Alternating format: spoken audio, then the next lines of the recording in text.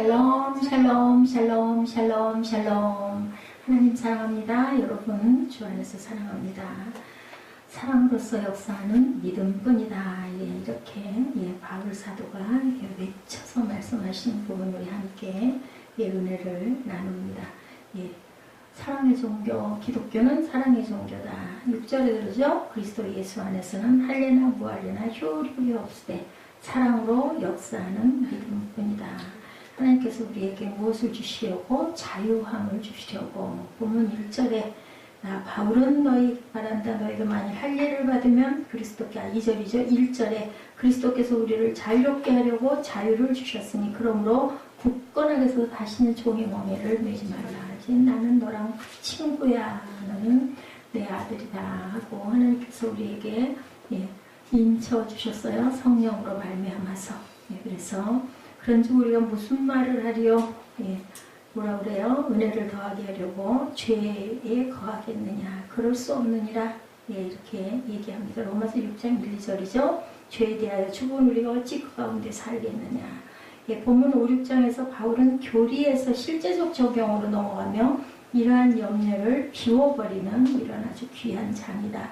4장에서 우리 뭐 했어요? 바울은 율법과 은혜를 누구를 예를 들어서 하갈과 사라 그리고 이스마엘과 이삭 어떤 그죠? 하나님의 씨, 사람의 씨 그죠? 이러한 부분으로 우리가 함께 비교했습니다. 우리는 자유로운 자의 아들들이다.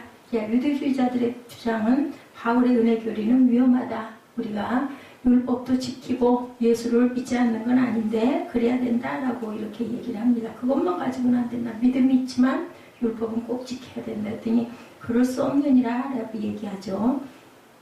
이런 이유로 그리스도인들의 자유를 억압하는 교회들이나 주의종들이 많이 아직도 남아있다. 율법을 지켜야 너희들이 구원을 받는다는 얘기를 많이 한다라는 거죠. 하나님의 은혜를 입으면 그런 일들 규례와 규칙을 얽매일 때 그 이상의 질서와 평안이 있다. 우리가 그 마음에 믿음이 있고 사랑이 있으면 지키지 말라고 그래도 지키죠. 안식일을 지키지 말라고 그래도 지킵니다. 교회에 헌금하는 거 11조는 그 기본이다. 이렇게 합니다. 그런데 그걸로 인해서 내가 복 받겠다. 똑같아 보이는데 사실은 그 마음의 목적이 다르면 안 된다라는 거죠. 무슨 말을 하겠느냐. 은혜를 더하게 하려고 죄에 거하겠느냐. 그럴 수 없느니라. 죄에 대하여 죽은 우리가 어찌 그 가운데 살겠느냐. 우리는 죄에 대해서 항상 온전한 마음을 가지고 정확하게 판단하고 갈 줄 알아야 된다. 그럴 수 없다고 이렇게 주장하고 있습니다. 오늘 율법주의자는 궁극적으로 실패한다는 거죠. 오늘 본문 내용이 다 지킬 수가 없기 때문에 자기의 또한 영광을 구하겠는데 내가 이렇게 율법을 지켰으니까 나는 온전하게 구원받았고 너희는 그 율법을 절대로 못 지키니까 바리새인한테 하는 얘기죠. 너희는 구원이 없어. 아주 위험한 얘기다. 그렇다면 예수님이 왜 십자가에 못 박혀 가시겠느냐는 얘기죠. 은혜로 말미암은 그리스도인의 자유 중요하다. 그래서 성령님의 인도와 순종을 로마서 8장 4절과 14절에 율법의 요구들이 성취된다라고 증거합니다. 로마서 8장 4절하고 14절 우리 봅니다. 육신을 따르지 않고 그 영을 따라 행하는 우리에게 율법의 요구가 이루어지게 하려 하시느니라. 14절에 무릇 하나님의 영으로 인도함을 받는 사람은 하나님의 아들이다. 성령이 우리를 항상 이끌고 가시죠. 인도하시죠. 그 마음이 오게 합니다. 첫 번째 그리스도에 의해 자유를 얻게 한다. 율법의 속박에서 벗어나게 한다. 성령님께서 사람을 조종하고 인도해 주신다. 이끌어 주신다라는 거죠. 성령님의 인도를 따르면 사랑으로 남을 어떻게 한다. 섬기게 되고 용서하게 되고 그죠? 긍휼히 여기게 되죠. 그 결과 성도는 하나님의 뭐를 위해서 살아간다? 영광을 위해서 살아갈 수 있다. 어떤 사람은 성령의 영, 하나님의 영으로 인도함을 하던 사람들은 이런 네 가지의 특징을 가지고 있다. 그리스도에서 자유를 얻고 율법의 속박에서 벗어나고 꽉 얽매여가지고 하는 게 아니라 내가 원해서 자청해서 우리 어떤 일을 할 때 자청해서 하면 기분이 좋은데 억지로 누가 시켜서 할 수 없어 하면 화나죠. 짜증나고 막 그래서 맞긴 맞는데 막 뭔가 억울하고 이런 마음이 들면 안 된다는 거죠. 성령께서 우리를 인도하시고 이끄신다. 그리고 사랑으로 남을 섬길 수 있게 해주시고 그리고 또한 모든 것 다 하나님께 영광이 되게 된다. 교회가 산 증인이다. 목사님이 성도들의 영혼에 자유를 속박하지 않아야 된다. 근데 어떻게만 해줘요? 땅덩어리로 떨어지지 않도록 이렇게 몰아주죠. 뭘로? 말씀으로. 요즘에 뭐 당신 그렇게 하면 안 돼 한다고 안 듣는 사람은 아무도 없어요. 말씀에서 은혜를 받아야 그것이 그 사람에게 아 이렇구나 라는 깨달음이 와서 스스로가 안 하게끔 어려운 일입니다. 항상 늘 듣는 말씀 그 말씀이 그 말씀 같고 특히나 우리 교회 같은 경우는 다른 외부의 사람들이 와가지고 뭐 설교를 하는 부분이 없기 때문에 스스로 찾아 들어야 되는 상황이다 보니까 아무리 좀 다르게 하려고 해도 거의 그게 아마 비슷하게 갈 거예요. 근데 매번 그 은혜를 받기가 어렵다. 그래서 제가 로마서를 알아요. 예배가 딱 끝날 쯤 되면 알아듣고 마음에 감동이 있었구나. 또 기쁨이 있구나. 감사가 있구나. 아니면은 아니구나. 근데 지난번 그 수요 예배 로마서 그날 그 문제도 있었었죠. 예, 그 시간에 딱 끝말에 그런 마음이 오더라고요. 내가 온전하게 잘 편안하게 전달을 하지 못했구나. 그렇다면 아무 소용이 없죠. 뭐 율법이 뭐 아니면 뭐 그죠? 성경 공부 자체 뭐 그 장절이 뭐 그렇게 대단하겠어요. 마음에서 오는 그 감동 그리고 기쁨, 감사 이런 것들이 너무 가장 중요하다. 그렇다면 그것은 조금씩 우리가 항상 변화를 시켜가야 될 필요가 있다는 생각을 합니다. 이렇게 교회가 산 증인이 된다. 주의 종들이 성도들의 영혼을 모르게 뭐하게 자유하게 기쁘게 감사하는 그런 영혼으로 살아갈 수 있도록 얽매고 속박하지 말아야 된다. 오래 안 가요. 그죠? 네, 그리고 교회의 성장, 성도들의 기쁨, 언행의 변화가 온다. 뭐 하는 사람들은 하나님의 영광을 구하는 사람들. 로마서 8장 14절 말씀. 하나님의 영으로 인도함을 받는 사람들은 이러한 상황들이 된다라는 겁니다. 예, 교회의 성장과 성도들의 기쁨이 있어야 되죠. 그런데 이대로 안 될까봐 염려하다가 결국은 율법주의를 만들고 속박하는 교회들이 많다. 이렇게 해야 너희들 복받아 막 이런 식으로 가죠. 이런 교회 특징들은 그런 규칙을 잘 지키면 영적인 사람이고 아니면 세상적인 사람이다라고 얘기를 하게 되죠. 많은 경우 규칙이 나쁜 것이 아니다. 그것으로 영적, 비영적 이런 것들을 판단하는 것 자체가 잘못됐다라는 거죠. 그래서 1절에 뭐가 나와요? 갈라디아서 교리의 그 총체를 얘기하고 있습니다. 5장 1절에 뭐를 하기 위해서 자유롭게 하려고 자유를 주셨다. 절대로 너희는 이제 종의 멍에를 내지 말라고 얘기를 하시는 거예요. 이게 갈라디아서 교리의 총체다.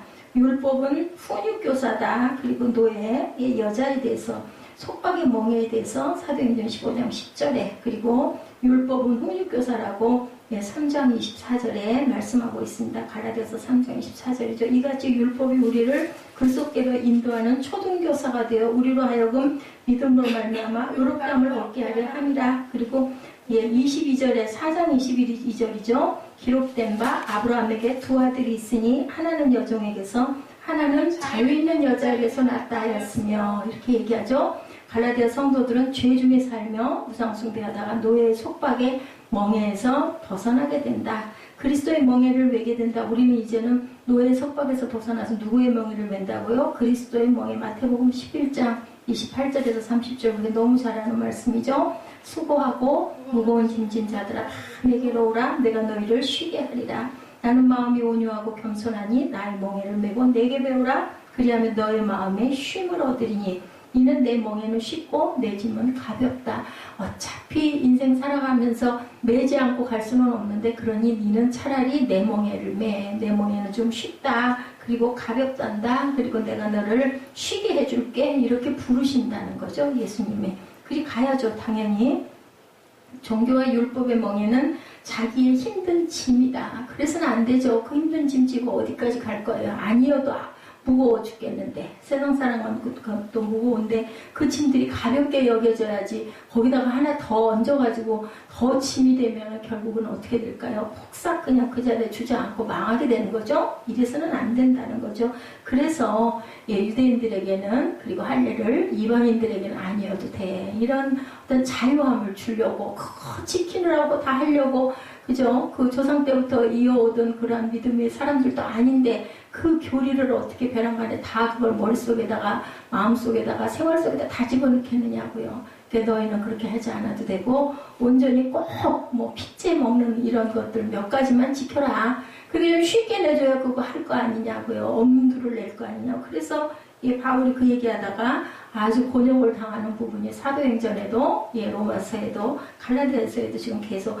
거기에 대한 해명을 하는 게 갈라디아서죠. 로마서 6장 14절입니다. 죄가 너희를 주장하지 못하리니 이는 너희가 법 아래 있지 않고 어디 있다고요? 은혜 아래에 있기 때문이다. 그래서 죄가 너희를 주장하지 못하게 한다.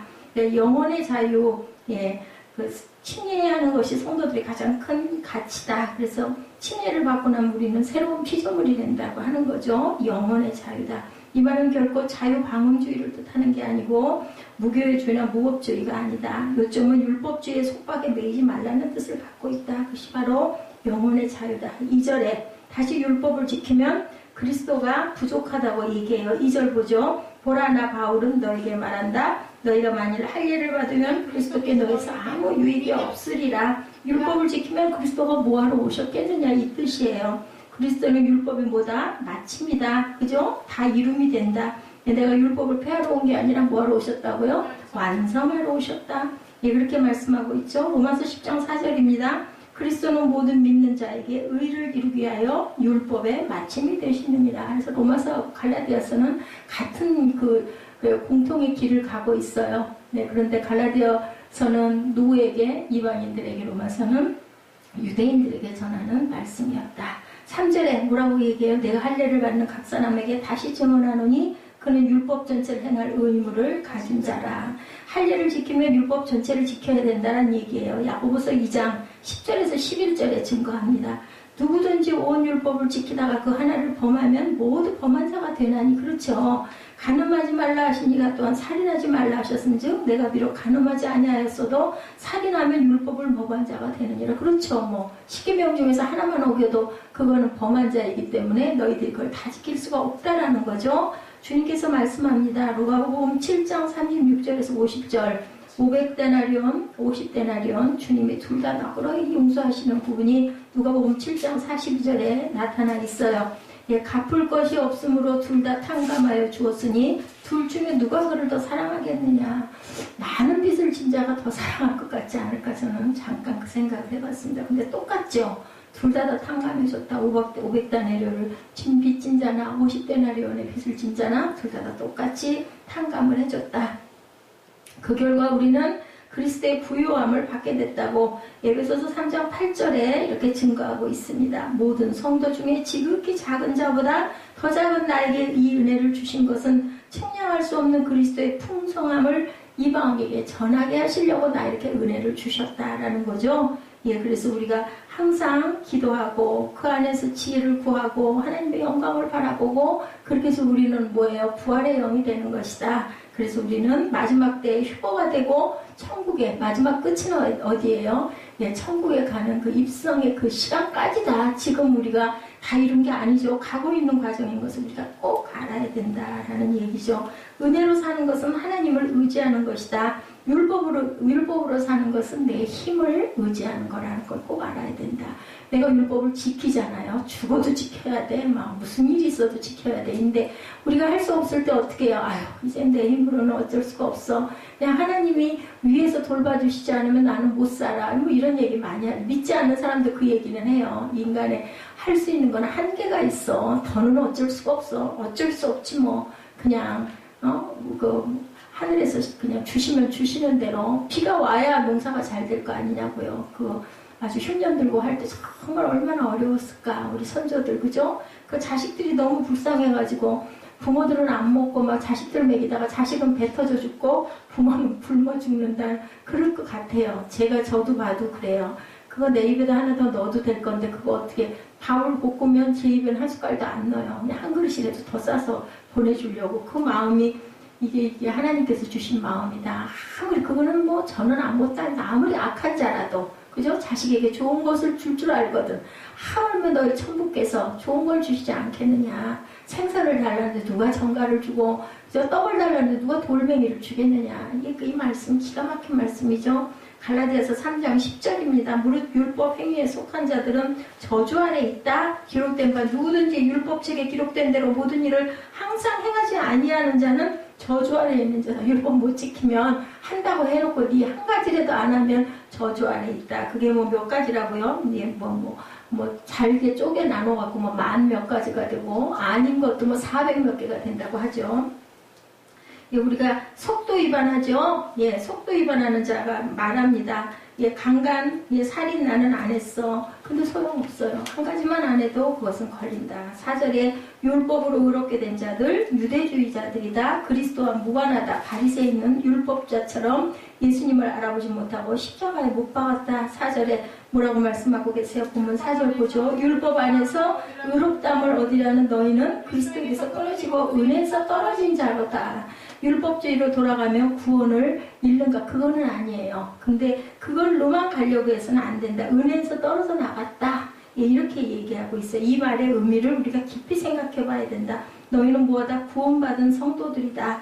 예, 구원을 상실해서는 안 되죠. 우리가 중요한 건 구원받기 위한 건데 은혜 플러스 육체의 영역으로 들어감을 뜻하는 거예요. 예, 이런 것은 있어서는 안 된다. 구원받은 뒤에 율법주의자가 돼도 구원 사실은 예, 구원을 받을 수가 없다. 율법주의자들이 되는 건 역시 죄 중에 하나다. 갈라디아서 성도들이 이렇게 된 이유는 뭐에 빠졌다? 꾀에 빠져. 누가 그래도 이를 꾀드냐? 근데 그를 뜻하지 않아요?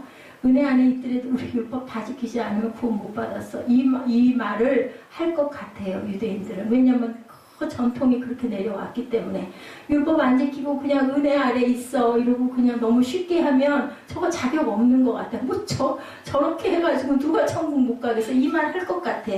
그죠? 3장 1절에 증거하죠. 갈라디아 3장 어리석다. 갈라디아 사람들아 예수 그리스도께서 십자가에 못 박히신 것이 너희 눈앞에 발빛 보이거늘 누가 너희를 꾀냐. 십자가에 왜 그럼 예수님이 돌아가. 너희들 율법으로 구원을 받는다면 너희들 열심히 율법 지키면 되지 예수님이 대신 너희 죄를 속하러 오실 이유가 없지 않느냐라는 이 얘기를 하는 거죠. 그래서 초등 원리로 돌아갔다. 갈라디아서 4장 9절이죠. 이제는 너희가 하나님을 알 뿐 아니라 더욱이 하나님이 아신 바 되었거늘 어찌하여 다시 약하고 천박한 초등학문으로 돌아가서 다시 그들에게 종로를 하냐. 왜 율법에게 매어갖고 종처럼 쩔쩔매면서 그 멍에를 지고 가려고 하느냐. 다시는 종의 멍에를 매지 마라. 5장 1절 말씀이 그 말씀이잖아. 너를 내가 자유롭게 해주려고 내가 왔잖아.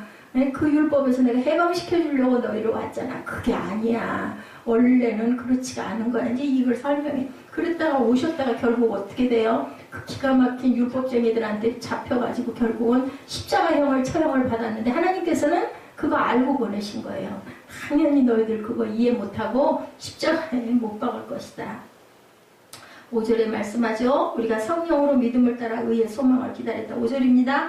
은혜로 사는 우리의 소망은 뭐예요? 천국과 휴거와 부활. 우리의 성령님을 통해서 믿음으로 완전한 의의 소망을 가진다. 우리가 성령으로 믿음을 따라 의의 소망을 기다린다라고 얘기하죠. 율법은 초림을 기다리게 하였지만 재림은 아니다라고 얘기를 한다는 거죠. 율법은. 갈라디아서 5장 6절입니다. 뭐라 그래요? 그리스도 예수 안에서는 할례나 무할례나 효력이 없다. 사랑으로 역사하는 믿음뿐이다. 그래서 결국은 다름질을 너희가 잘하더니 누가 너희를 막아 진리를 순종하지 못하게 하더냐. 처음 시작은 좋았는데 누군가가 그들을 방해해서 누가 그렇게 너희를 꼬여대느냐라고 이렇게 말씀하고 있습니다.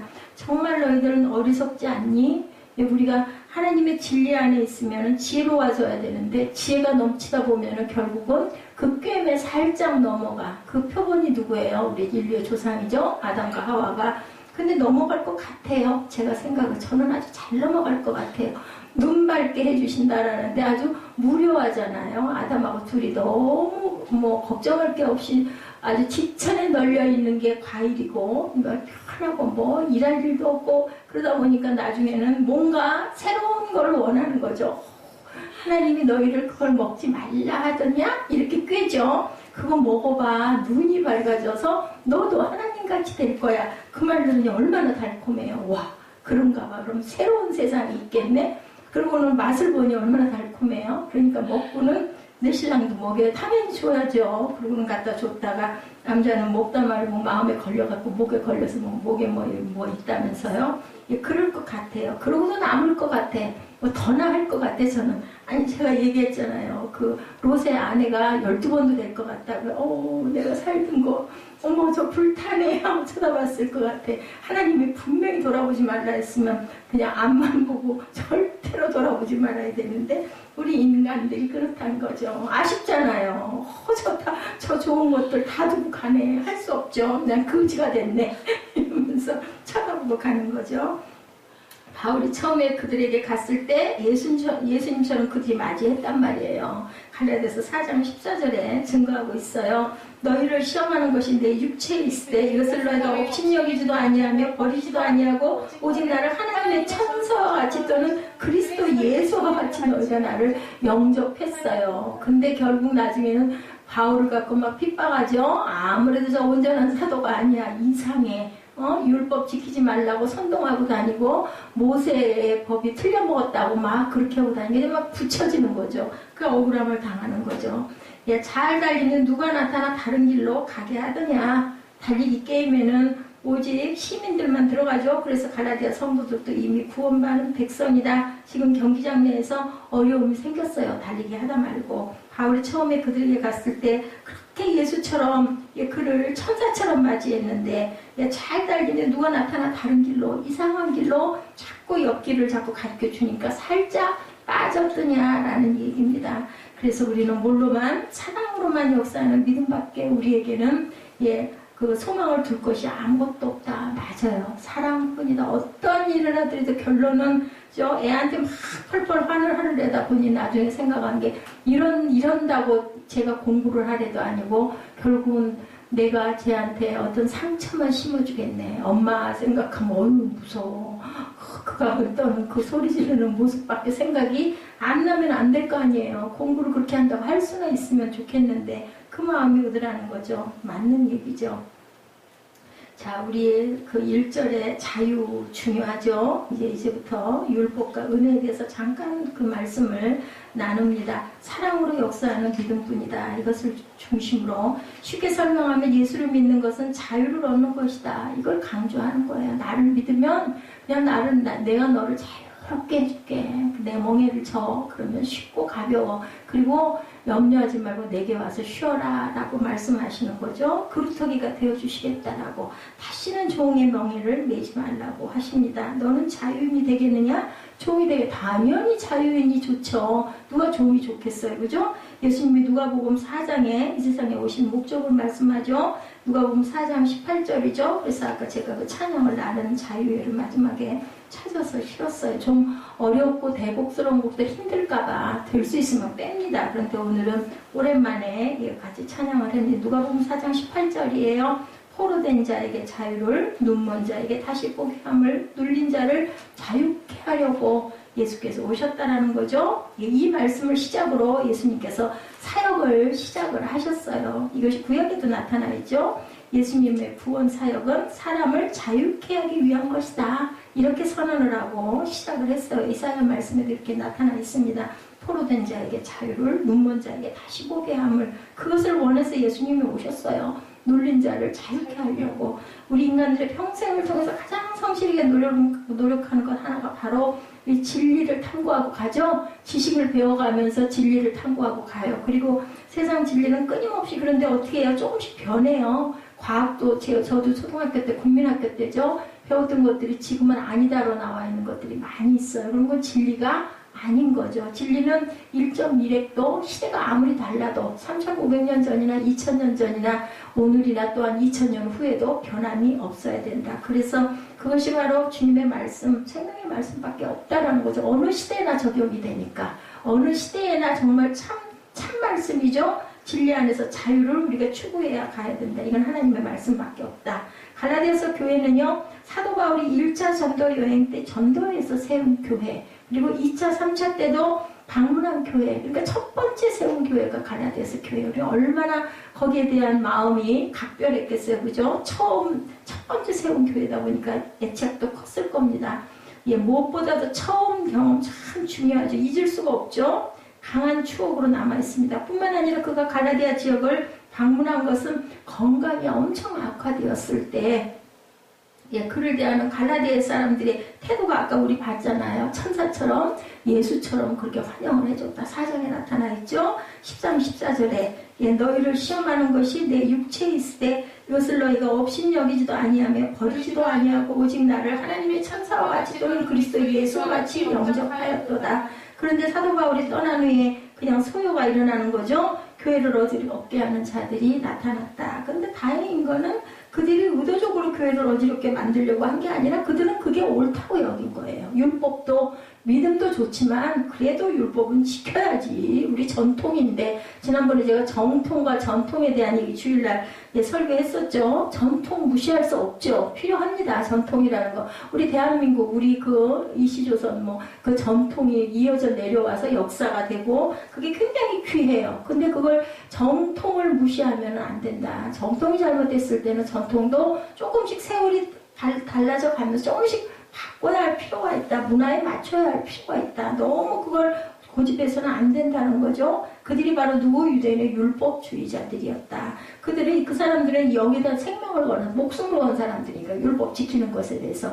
왜냐하면 보통 사람 잘 못하거든요. 그러니까 거기에서 우리 그 희소성, 나는 할 수 있어. 너희는 니까지 것들이 그거 할 수 있냐? 이거 못 지키면 이거 구원 없어. 이제 이렇게 얘기했다라는 거죠. 그들이 복음을 완전히 부인한 게 아니에요. 다만 사도 바울이 전한 복음으로는 그거는 아니야. 플러스 율법이 있어야 돼. 이렇게 얘기해. 얼른 들어보니까 그럴 것 같잖아요. 이 정도 해갖고는 누구나 다 들어가게? 천국은 뭐 같다고 그러나 낙타에 바늘기 들어가는 것 같다는데 그렇게 하면 너도 나도 개똥이도 쇠똥이도 다 들어가면 그게 무슨 구원이냐? 이렇게 됐다는 거죠. 생각해보면 그럴 수 있어요. 근데 그런 가르침에 갈라디아 교회 성도들이 귀를 기울인 결과 복음의 본질이 왜곡되어 가고 있었다. 우리가 성령으로 믿음을 따라 의의 소망을 기다린다. 5절 6절이죠. 그리스도 예수 안에서는 할례나 무할례나 효력이 없고 사랑으로 역사하는 믿음뿐이다. 분명히 우리가 성령으로 믿음을 따라 가야 된다. 의의 소망을 기다리고 가야 된다. 근데 그거는 사랑으로 역사하는 믿음뿐이다 라고 얘기하는 거죠. 바울이 율법 안에서 의롭다 함으로 얻으려 하는 너희는 그리스도에게서 끊어졌다. 4절에 분명히 은혜에서 떨어져 나가서 그렇게 하면 안 돼. 왜냐하면 그 모든 게 하나님의 은혜지. 너희들이 자격이 있어서 구원받은 게 아닌데 율법 지킨다고 구원이 될 것 같으면 예수님이 왜 오셨냐? 이 얘기인 거죠. 그는 할례 받는 것을 의의 길로 착각하고 그 길로 가려는 성도들을 향해서 경고해요. 그죠? 갈라디아서 5장 2절 하반절에 너희가 만일 할례를 받으면 그리스도께서 너에게 아무 유익이 없으리라. 그는 이미 그리스도께서 우리에게 자유를 주셨다라고 5장 1절에 선포했잖아요. 다시는 종의 멍에를 매지 말라고. 그 자유로운 것이 무엇을 말하느냐? 율법의 지배로부터 해방되는 것. 그것이 바로 자유라는 것.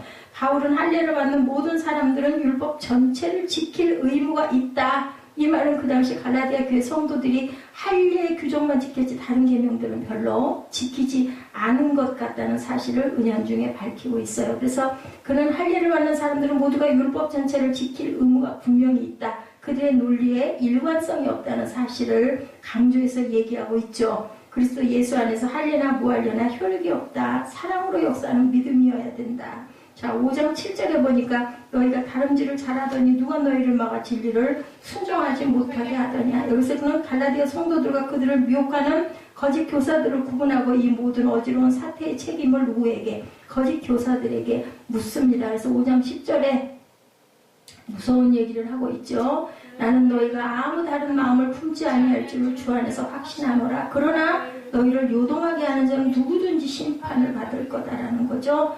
그리고 저주 아래 있다라고 얘기를 하고 있습니다. 거짓 교사도 누구든지 하나님의 심판을 면할 수가 없다.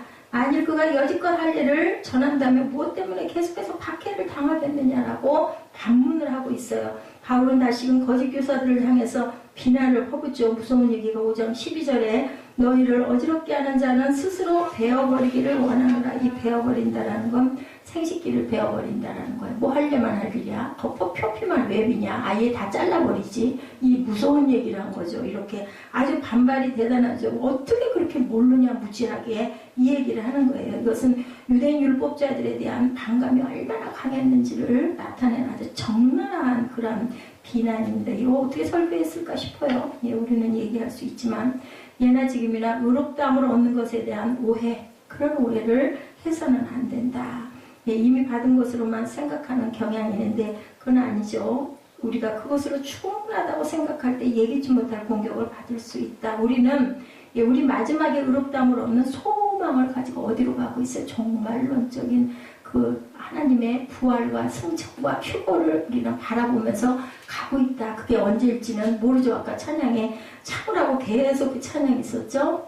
조금만 더 참아라, 조금만 더 참아라. 얼마나 세상이 고난이고 험난하고 어려우면 예수를 믿고 자유한 우리들도, 그리고 천국의 소망을 갖고 있는 우리들에게도 성령께서 조금만 더 참아라, 조금만 더 참아라. 분명히 하나님께서 내 뜻을 이루어 주실 거고 내 기도를 듣고 계시니 너 조금만 참아라라고 위로하시죠. 그래서 우리가 성령의 열매, 오래 참음, 그죠? 절제, 인내, 절제 참 중요하다. 잘했는데 제가 그게 참 부족한 것 같아.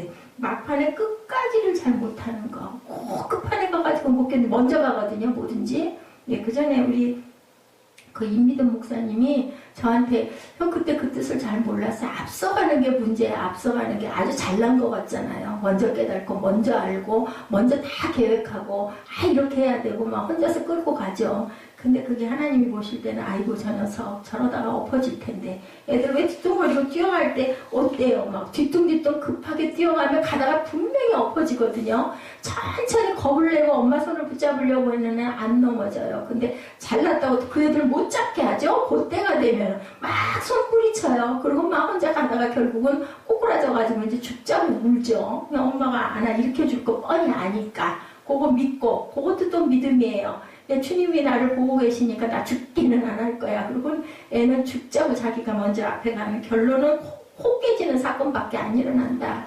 오래 참음으로 기다려라. 율법을 네가 행해서 잘났답시고 해봐야 그거는 은혜에서는 떨어져 나가는 거다라는 말씀을 하고 있죠. 우리가 왜 이 1절에서 저 5, 6절까지 말씀을 빼먹고 그죠? 8절부터 갔었든지 싶어서 지나간 얘기고 우리가 다 아는 부분이긴 하지만 그래도 이거는 짚고 가야 되겠다 해서 오늘 다시 거꾸로 돌이켜서 우리 1절에서 6절까지 은혜를 7절까지 나눴습니다.